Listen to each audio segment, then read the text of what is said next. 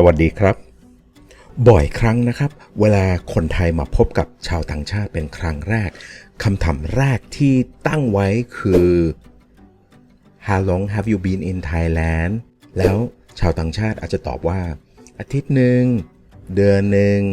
ปีหนึ่ง10 ปี30 ปีชาวต่างชาติอยู่นานแค่ไหนคำถามที่จะตามมาต้องเป็น Do you like Thailand แต่ผมต้องเตือนนิดนึงนะครับคำถามนี้อันตรายมาก Do you like Thailand ถ้าสมมติว่าเขาตอบในแง่ลบเราพร้อมที่จะรับคำตอบไหมแต่อย่างไรก็ตามผมรักเมืองไทยอยู่แล้วอยากจะตอบคำถามนี้ให้ดีๆนี่คือแรงบันดาลใจของคลิปที่ออกเมื่อสัปดาห์ที่ผ่านมาทำไมชาวต่างชาติถึงชอบมาเที่ยวไทยไม่ต้องเที่ยวไทยชอบมาอยู่เมืองไทย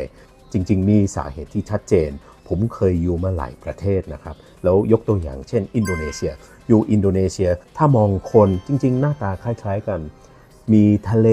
มีเกาะมีชายหาดสวยมากแต่มีปัจจัยหนึ่งที่อินโดนีเซียที่ต่างกับที่นี่ก็คือเรื่องศาสนาที่อินโดนีเซียก็ศาสนาพุทธมีบ้างส่วนใหญ่เป็นมุสลิมแล้วถ้าเป็นคนที่ไม่นับถือศาสนาใดๆเป็นอาศาสนาก็ไม่ได้เลยเป็นเรื่องหลายแหล่งตามกฎหมายของอินโดนีเซียเขาบังคับต้องเชื่อในพระเจ้าสักองค์หนึ่งแต่ต้องเชื่อแต่ถ้ามาเมืองไทยโล่งอะโลเวล่าไม่ต้องเชื่อก็ได้อยากจะเชื่ออะไรก็เชื่อแน่นอนประเทศไทยเป็นประเทศที่นับถือศาสนาพุทธเป็นส่วนใหญ่คริสต์ก็มีมุสลิมก็มีแต่ทุกคนก็อยู่ด้วยกันแบบสบายๆไปเซเว่นก็มีพนักงานมุสลิมพุทธคริสต์ทำงานด้วยกันหมดเลยลูกค้าก็มาจากทั่วโลกเขาก็อยู่ด้วยกันได้ไม่มีใครว่าใครประเทศไทยเป็นประเทศที่อยู่สบายมากๆเนื่องจากว่าไม่มีใครบังคับไม่มีใครห้ามเชื่ออะไรแต่มีข้อแม้คือเขาไม่ว่าเราก็ไม่ว่าเขาแค่นั้นก็จบจริงๆแล้วมีหลายอย่างที่ชอบมาอยู่เมืองไทยแล้วมีบางอย่างที่อาจไม่ชอบด้วยเดี๋ยววันหลังอาจจะทำคลิปนั้นก็ได้แต่วันนี้ผมอยากจะแบ่งปันทำไมถึงผมชอบมาอยู่เมืองไทยนอกจากข้อที่หนึ่งก็ต้องเป็นเรื่องที่ผมเล่าอยู่ในคลิปเมื่อกี้เรื่องเสรีภาพของความเชื่อเป็นสิ่งที่ดีมากที่เล่าให้ฟังว่าผมเคยอยู่ในสังคมอินโดนีเซียแล้วผมรักอินโดนีเซียมากเช่นกัน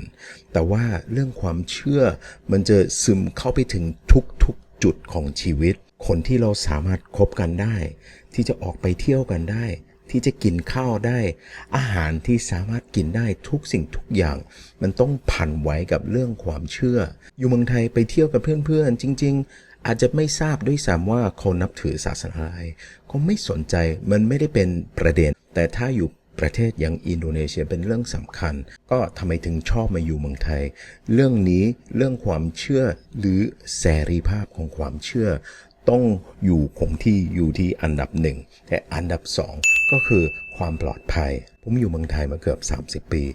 แล้วผมต้องบอกว่าผมไม่เคยรู้สึกว่าผมอยู่ภายใต้ภาวะน่ากลัวเวลาเดินออกไปข้างนอกถึงแม้ว่ามันตี 1ตี 2หรือกลางวันเดินไปไหนผมรู้สึกว่าปลอดภัยแล้วแค่รู้สึกปลอดภัยแต่มันปลอดภัยจริงหรือไม่ก็มิจฉาชีพอาชญากรรมก็มีแน่นอนแต่ว่าโดยทั่วไปผมไม่เคยรู้สึกว่าถ้าเดินออกไปข้างนอกมันจะอันตรายถ้าเทียบประสบการณ์แบบนี้กับเช่นออสเตรเลียอยู่ซิดนีย์หรือเมืองใหญ่ๆหรืออาจจะเป็นเมืองเล็กก็ได้มีหลายที่ที่คนที่อยู่ที่นั่นรู้ว่าถ้าค่ำแล้วห้ามออกอย่าเดินนะอันตรายถ้าโดนอาจจะเป็นความผิดของคุณเพราะว่าคุณรู้ว่ามันไม่ปลอดภัยเช่นนั่งรถไฟเวลาค่ำมืดมันน่ากลัวมากที่ออสเตรเลียมีแก๊งมีสารพัดที่เราอาจคาดไม่ถึงที่อาจจะเป็นภัยต่อชีวิตได้แต่อยู่เมืองไทย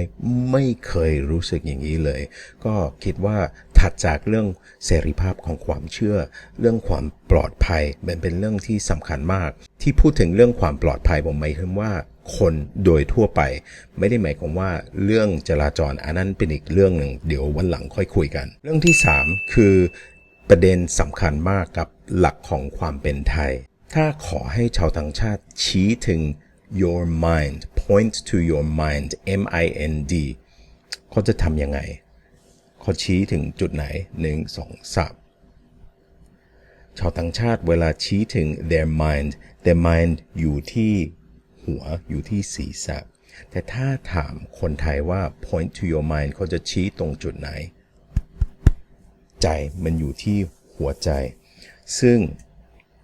เราเห็นว่า heart กับ mind ก็เป็นสิ่งเดียวกันเปรียบเสมือนว่าสมองที่อยู่ในนี้มันเป็นเพียงคอมพิวเตอร์เครื่องหนึ่งแต่ตัวเราเองอาศัยอยู่ที่ heart หรือใจของเรานี่คือทั้งใจทั้ง heart ทั้ง mind ไม่ได้เป็นคนไทยอย่างเดียวที่มีความคิดแบบนี้ถ้าดูภาษาจีนเขาจะมีตัวชินแปลว่าหัวใจแล้วตัวนี้เขาเรียกว่าชินจื่อผังอาจจะอยู่ข้างๆหรืออาจจะอยู่ข้างใต้ก็ได้แล้วทุกสิ่งทุกอย่างเหมือนคนไทยก็มีคำใจ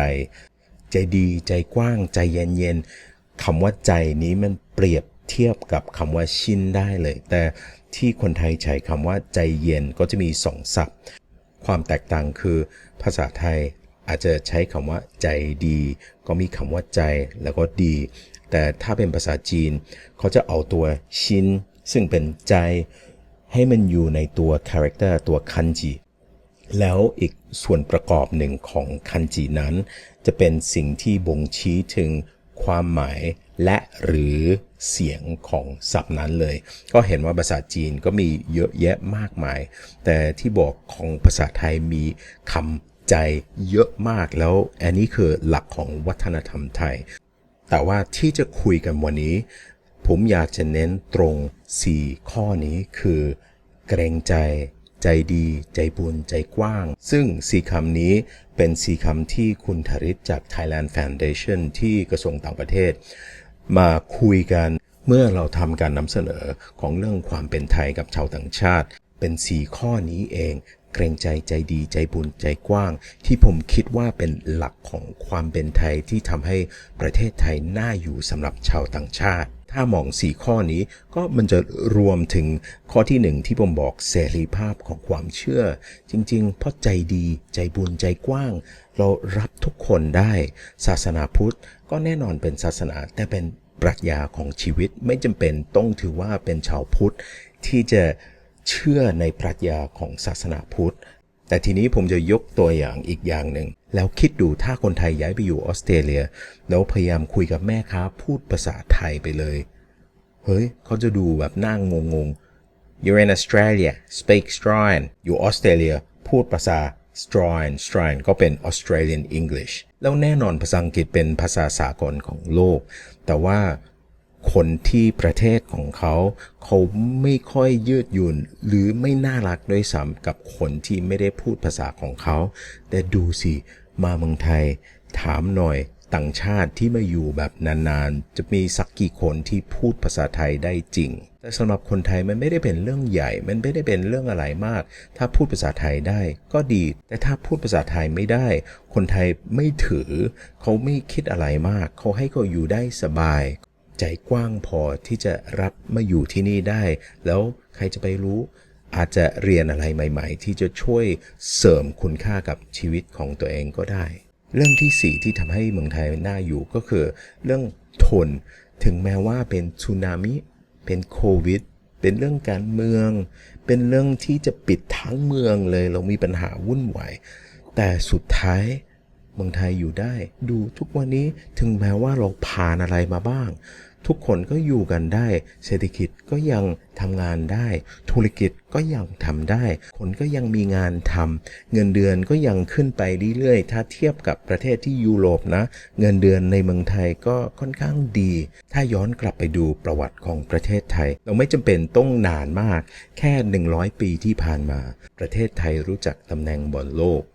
มันอยู่ในเอเชียอยู่ใต้จีนพี่น้องเป็นเอเชียข้างบนส่วนใหญ่เป็นคอมมิวนิสต์ข้างล่างส่วนใหญ่เป็นมุสลิมประเทศไทยอยู่ที่จุดทั้ง geography ทั้งความเชื่อ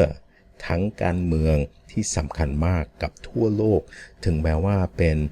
จีนหรือเป็นสหรัฐประเทศไทยเป็นจุดสมดุลระหว่างทั้งจีนสหรัฐตะวันตกกับตะวันออกแล้วเมืองไทยรู้จัก ความยืดหยุ่นที่จะต้องใช้กับทั้งสองฝ่ายไม่ใช่แค่สองฝ่ายมีหลายฝ่ายประเทศไทยเป็นประเทศที่ทนในทุกๆด้าน